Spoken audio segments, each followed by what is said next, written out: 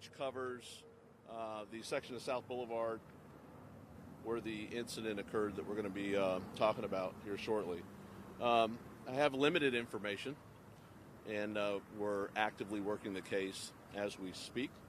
So I will give you as much as I possibly can in hopes that we can identify the person responsible for this, get the public's assistance, and to, in hopes, offer some tips and some guidance for the public to keep them safe while in the area until we can identify this person. So yesterday, about 7:30 in the evening, a female was on her way home from work, and she had indicated that she rode the bus to the location there at the light rail facility at the 9500 block of South Boulevard.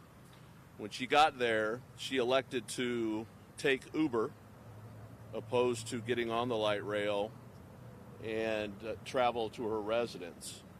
While waiting on an Uber ride there in the general vicinity, she spotted a gentleman who said made her feel uncomfortable, and she started to walk away from that person to meet her Uber driver in that area. As she walked away, she indicated to us that the suspect approached her from behind, put his arm around her neck, was armed with a knife, and told her not to turn around and began to have her walk with him, is the words that she used to describe what occurred. Obviously, she was very, very nervous, scared at the moment, and she was able to use a stun gun that she had with her to defend herself. And as a result of using this, she said that the suspect then fled the scene. She did sustain minor injuries and reported to us that she fell to the ground after using the stun gun. She described the suspect as a black male, approximately 40 years old, 5'8", 200 pounds, with a gray goatee. She said at the time that he was wearing a blue hooded sweatshirt and was last seen running in the direction of the Carolina Pavilion Shopping Center there in the general vicinity across the street. Obviously, we had a large number of resources sent to the area. We also called and had some detectives from downtown come out and help us with interviewing the victim, trying to get all of the evidence that we possibly could. And we're still in the process of collecting some of that evidence and looking for additional evidence that's going to lead to the identification of the suspect. There was nothing else said in the conversation. There's been a lot of speculation of what this person's intent was or what he wanted to do. But the facts are the facts, and at this point, there was no conversation, so we're not quite sure. Obviously, regardless of what it was, we're very concerned, and we feel comfortable saying that whatever his intent was, it was likely not good. So, as a result, until we can identify this person, we have a large number of resources that are going to be in the area, everywhere in the area, both on foot, plainclothes, uniformed. We're going to have a very heavy presence in there. And so the public can count on seeing a lot of CMPD in that area.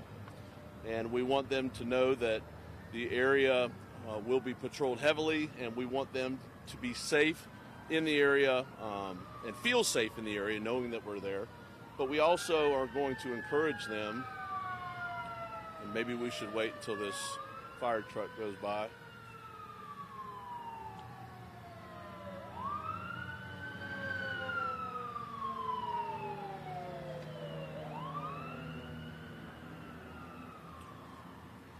In addition to that, what we're asking the general public to do is to be aware of their surroundings in and around this area and anywhere else they may be traveling in the city.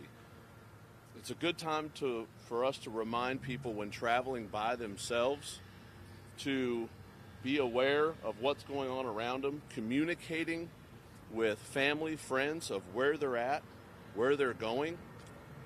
And the biggest piece that I would really like to push here is that if anyone at any point sees someone that makes them feel uncomfortable, has a uncomfortable feeling, if they're scared for any reason at all, whether it's the time of the day, because they're by themselves, to please contact us.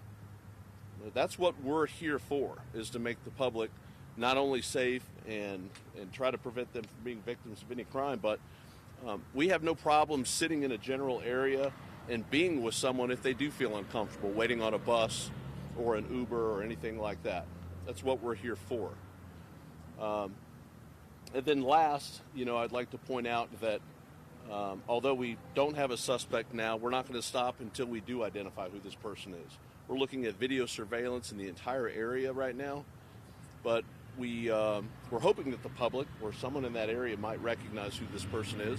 We'd ask for them to contact Crime Stoppers, us directly, or any officer with the CMPD with information they may have, or with information they may have about this case. So that's really all that I have. I am happy to answer any questions that you have, but that's essentially all that I have. About the surveillance video, is there any indication of the video you have did capture any of it? We don't have any photographs of this person yet, but there's a number of sources of video in the area that we're looking at. Across the street, nearby convenience stores, restaurants. There is some video on the CATS bus itself. Whether or not that captured this person that we're interested in identifying, we don't know that yet. Detectives are actually reviewing all of that evidence as we speak.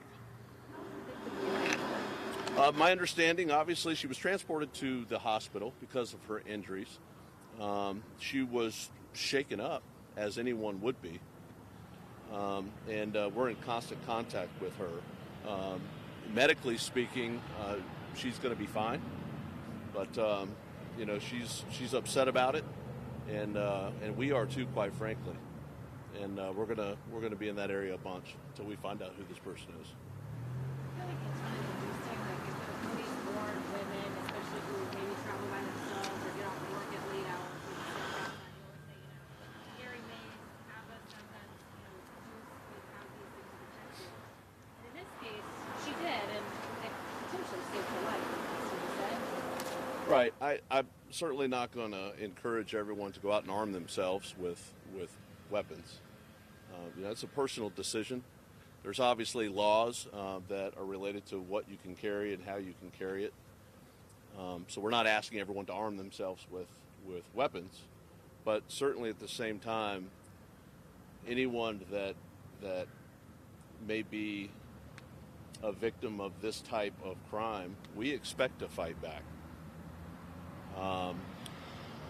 Anytime someone tries to grab a person, put them in the car, or take them from one place to the other, we do expect the general public to fight back and encourage that, to yell, just like we would tell any kid who a stranger summons to try to get in a car, and that's to yell, run away, do whatever they can from leaving that general location.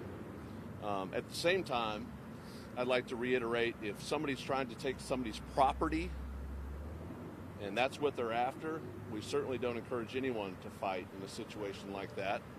And we encourage them to give whatever it is the suspect is trying to get and allow them to leave the area because those things can be replaced.